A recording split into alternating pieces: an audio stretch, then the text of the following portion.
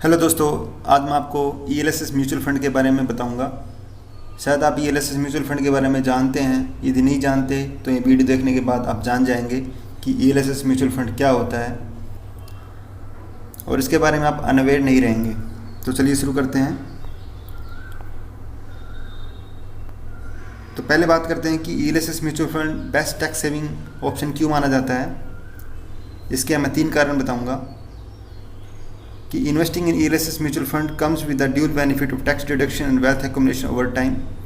जो ELSS mutual fund है वो ड्यूल बेनिफिट के साथ आता है, जिसमें टैक्स डिडक्शन मीन्स 80C में आपको रिबेट मिलता है और वेल्थ एक्युमुलेशन आपका धनराशि इकट्ठा होता है ओवर टाइम के साथ। जैसे टाइम बीतता जाता है आपका वेल्थ भी एक्युमुलेट होता है और आप टैक्स डिडक्शन का बेनिफिट उठा सकते हैं। Secondly, ELSS mutual fund have a lock in period of just 3 year. ELSS mutual fund में 3 साल का वो लॉक इन पीरियड होता है। लॉक इन पीरियड मतलब कि आपको 3 साल तक पैसा आप नहीं निकाल सकते, पैसा लॉक रहता है। इसलिए ये नॉर्मल म्यूचुअल फंड से अलग है।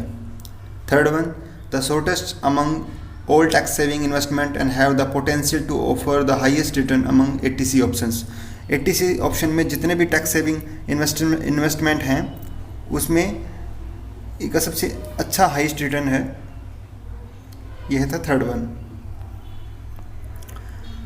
And why are ELSS mutual fund the best tax saving options. इसके अब थोड़ा ब्रीफ में बताऊंगा आपको मैं कि इसका, जैसे मैंने आपको पहले बताया कि इसका शॉर्टेस्ट लॉक इन पीरियड है वो 3 ईयर्स का है और इसमें जो रिटर्न्स मिलता है वो अप्रॉक्स 2 टाइम्स मिल जाता है नॉर्मली FD और PPF से। जैसे FD में फ़िलहाल मिल रहा है 5 से 6, तो इसमें आपको 11-12 तक रिटर्न मिल जाता है ओवर द टाइम। सबसे अच्छी बात, इसमें आप लमसम भी डिपॉजिट कर सकते हैं और SIP में भी, SIP के थ्रू भी डिपॉजिट कर सकते हैं। SIP आपको पता ही होगा, सिस्टमेटिक इन्वेस्टमेंट प्लान, एक तरह से मंथली इंस्टॉलमेंट कह लीजिए। तो SIP आपकी 100 रुपीज़ से, कुछ SIP 100 से शुरू होती है, कुछ 1000 से, कुछ 1000 से। तो आप SIP इन्वेस्ट करके ELSS में टैक्स सेविंग कर सकते हैं और वेल्थ एक्युमुलेशन कर सकते हैं।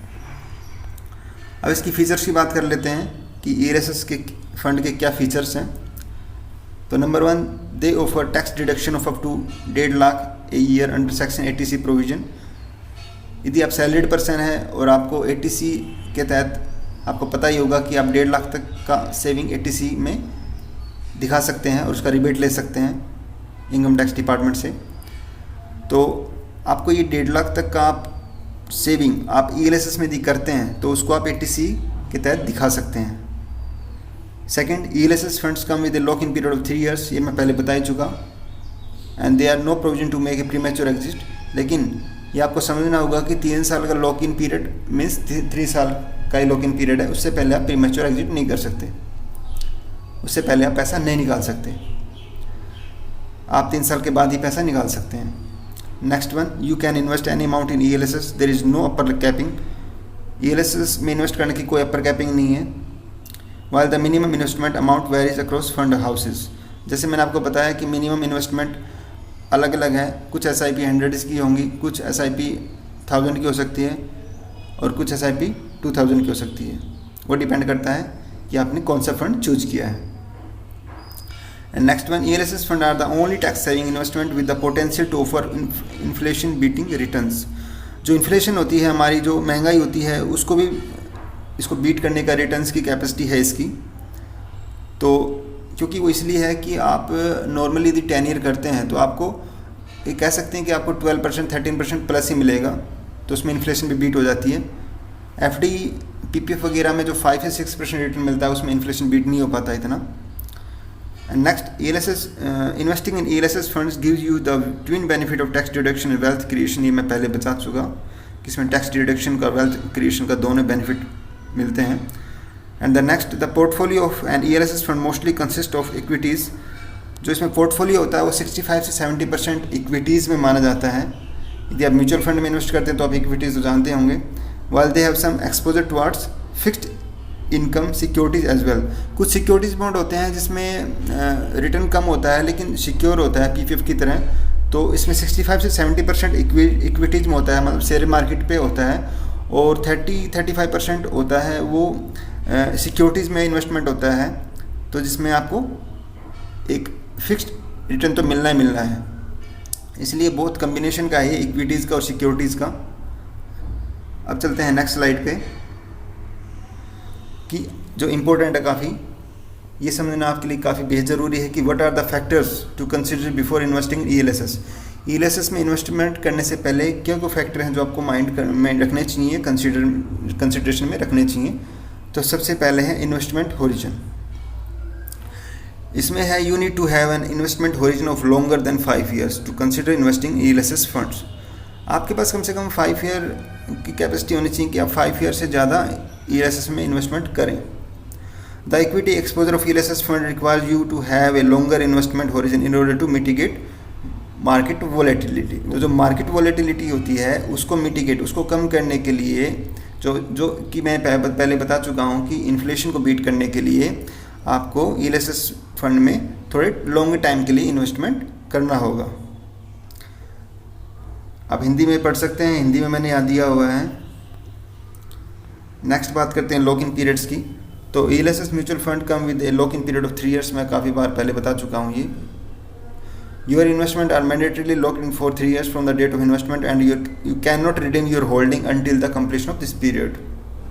तो इस पीरियड्स के कंप्लीट होने से पहले आप रिडीम नहीं कर सकते। रिडीम मतलब अपना पैसा वापस नहीं ले सकते। जैसे हम नॉर्मली पॉलिसीज़ वगैरह को ब्रेक कर लेते हैं, अपना पैसा वापस ले लेते हैं, लेकिन इसमें ऐसा कोई प्रोविज़न नहीं है। तो ये फैक्टर्स हैं जो आपको माइंड में रखने चाहिए। Next one, returns. You need to understand the ELSS fund do not provide guaranteed returns. ELSS fund है वो गारंटीड रिटर्न नहीं देता कि आपको 10% मैं कह रहा हूँ तो 10 ही मिलेगा, वो वेरी कर सकता है मार्केट पे,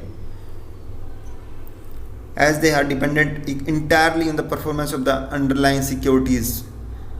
However, having an investment horizon of longer than 5 years can provide higher returns than any other tax-saving investment options.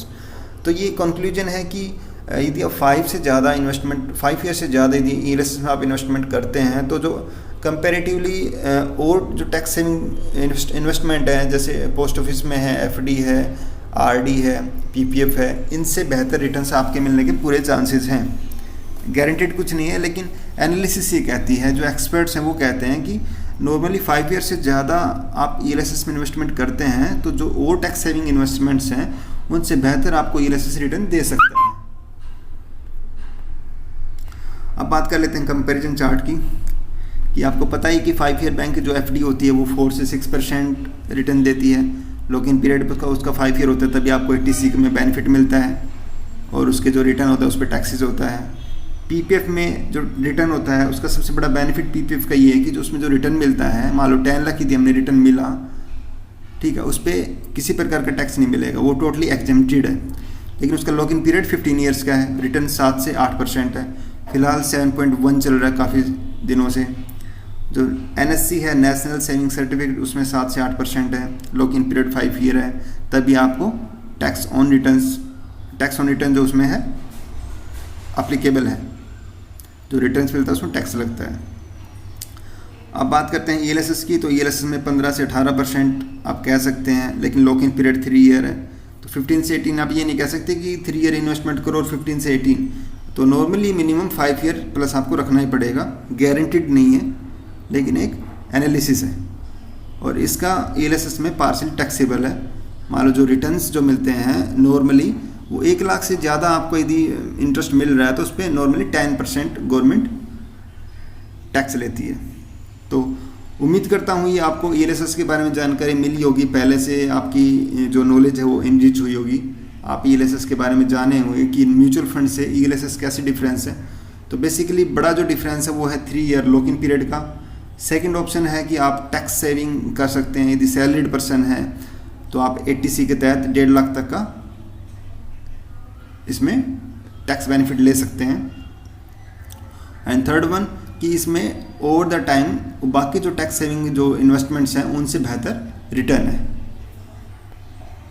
तो यदि वीडियो अच्छी लगी हो तो प्लीज़ सब्सक्राइब माय चैनल, ताकि मेरा मोटिवेशन बना रहे और मैं आगे आपके लिए ऐसे वीडियो लाता रहूं। Thank you for watching. जय हिंद, जय भारत।